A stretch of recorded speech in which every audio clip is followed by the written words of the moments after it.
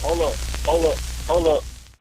It's that boy Jigg Star. Don't give a damn. He cooler than a fan. Walking real tall. Some say he's a man. I want to say this. We go before we even get into this the Baton Rouge, New Orleans. I gotta get a Soulja Slim tape.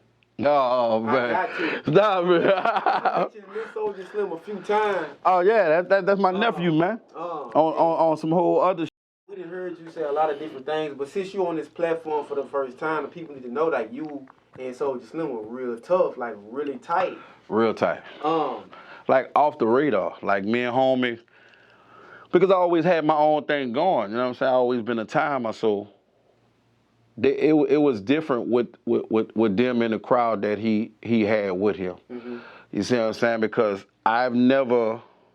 And it wasn't nothing against my dog because he's still my dog no matter what he did. I've never snorted coke and heroin in my life. Mm-hmm. You see what I'm saying? So the people that he had around there actually was drugging.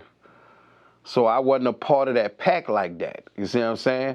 But me and him pull up and jib with each other. You see what I'm saying? I got a one-stop shop in the Seven Wall, so all type of rappers and entertainers is pulling up left and right to come. Yeah. And you know what I'm saying? Because that was my customers. I ain't never had a trap house. You know, the strip club was my trap house. You see what I'm saying? So when I ain't there and I'm at my spot chilling, that's when I usually see the rappers, the niggas I deal with on a daily basis, and Soulja Slim was one of them. And this is some way back in the 90s type. You see what I'm saying? So me and homie really was rocking on a note that he wasn't with the other cutthroat committee members and different people. Sometimes you'll see us together, sometimes you won't. Me, I'm out there getting it on. I'm slanging irons, so I don't want to be on no pictures. I don't want to be on no videos. We're not doing none of that because I was raised a little different. You see what I'm saying? Most people want to display all, that's my work. I did this here, this, that, and the third. And nah, nigga, I watched my uncle watch the people come and get that nigga 5 years later, 6 years later for some shit back in the Gap.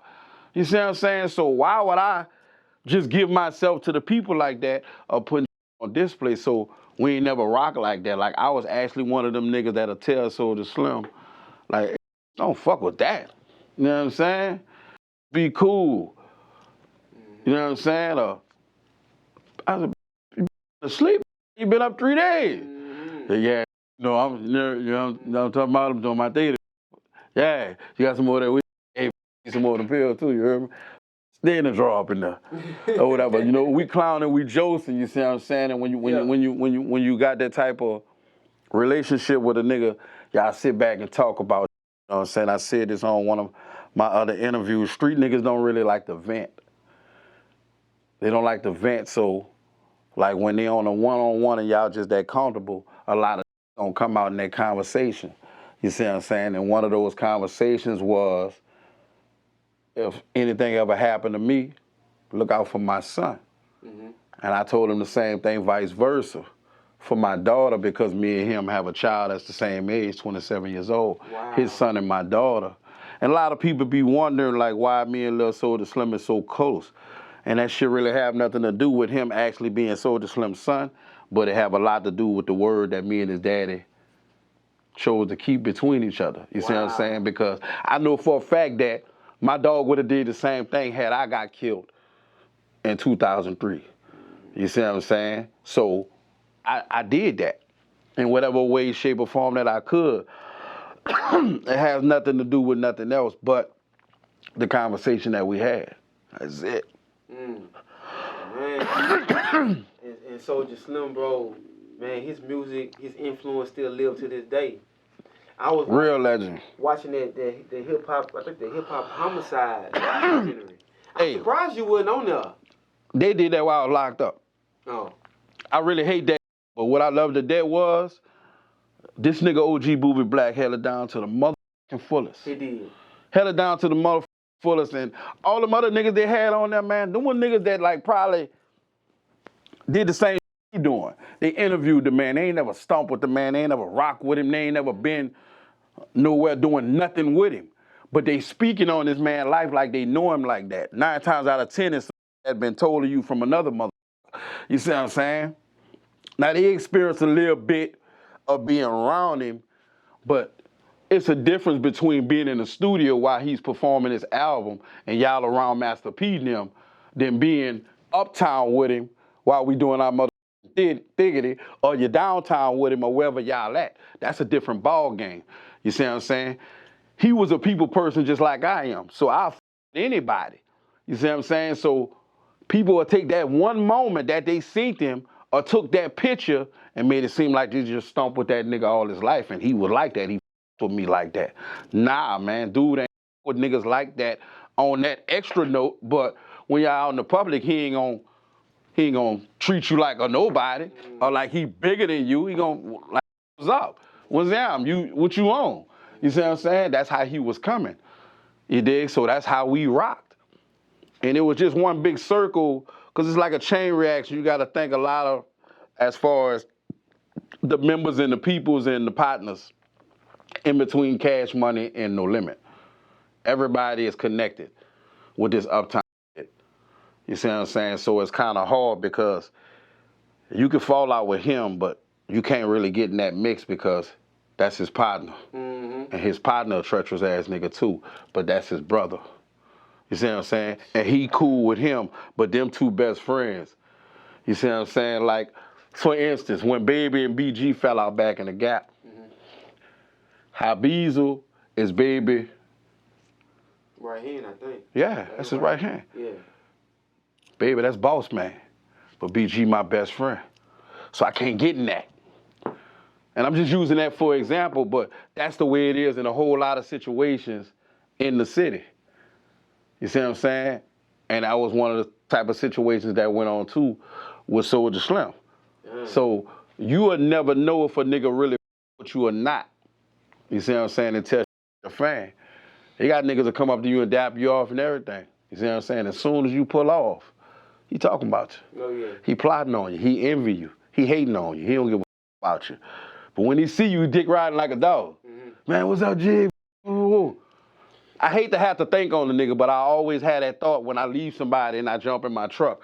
I wonder what this nigga saying about me when I leave. You see what I'm saying? People don't have them thoughts, but yeah, this is the type of that I always used to question Soulja about some of his partners or the little young niggas he used to have around or whatever, because we were raised different. Do you think they was hating on him back then? Man, homie was offering all kind of, like, just had a fight. You know what I'm saying? Like, he all around nigga. He don't give a, you know what I'm saying? No shame in his game. I give a none of that type of shit. I with you. You know, we could shoot it out with you, do whatever. You see what I'm saying? So, he was more than hated. It's always going to be a 60-40 For sure. in the game.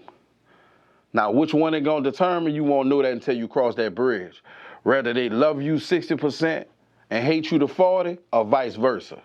You see what I'm saying? So you're going to always get that.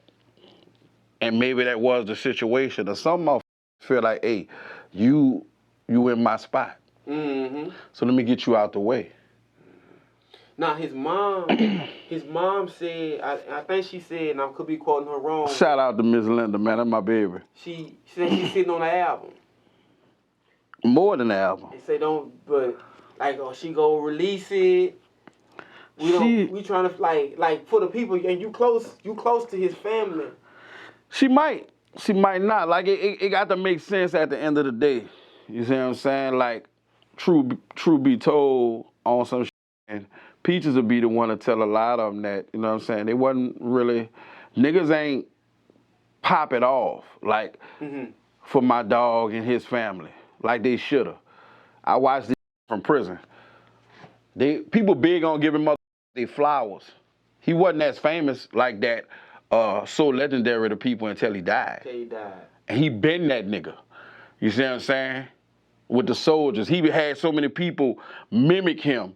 Niggas talking like him, niggas walking like him, niggas stomping, nigga, you know what I'm saying? Their whole style, charisma, demeanor, everything about him was homie.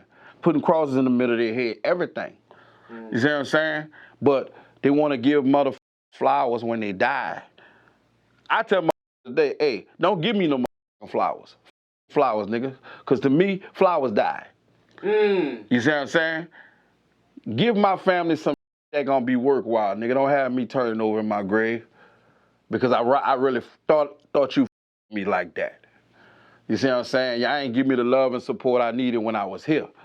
You see what I'm saying? So, but y'all waited till I died, and now that nigga just worked millions to a motherfucker right now. All these different rappers, I don't get so excited when I hear that shit. A lot of famous rappers right now, in some of their verses, and you know what I'm saying? Like Soulja Slim. Me and his son ride around in the truck and be like, man, you hear this? You hear this? Yeah, like I don't really get excited about that type of like that ain't so much of that's props that they didn't give him when he was here. I don't really that.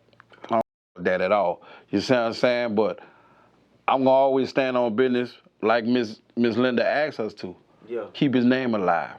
And that's what we gonna do. Y'all doing that. You see what I'm saying? Have you heard some of it though? Like just like, man, I know you recorded this 20-something years ago, but it's still, I mean, nobody heard it. Nobody heard it. They ain't gonna hear it. You know? His son, you know what I'm saying? Lil Soulja actually, I love the way he operated. We talk about years ago when he was 14, knowing that these are some big shoes and a big name that you'll be feeling or whatever. And he really never tried to be like his pa. Yeah.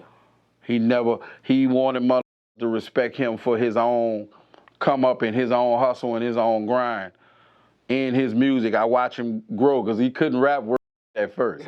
You see what I'm saying? And then I used to get a lot of feedback like, damn man, he don't rap nothing like his daddy. He ain't supposed to. He ain't supposed to. That's what he chose to do. Like he don't play a time, he a hustler. You know what I'm saying? This rap is something to do.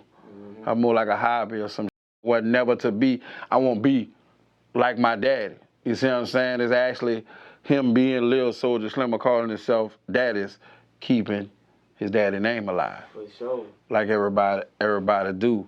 But I really can't expose much on the music tip. I just heard like all right. You ain't got to get no name. Nah. Like I just Hey, just know one thing. Like if you know, you know. Yo. Homie always been one of the illest rappers and lyricists. You listen to his old music and his style and the way he came, that will be relevant for years.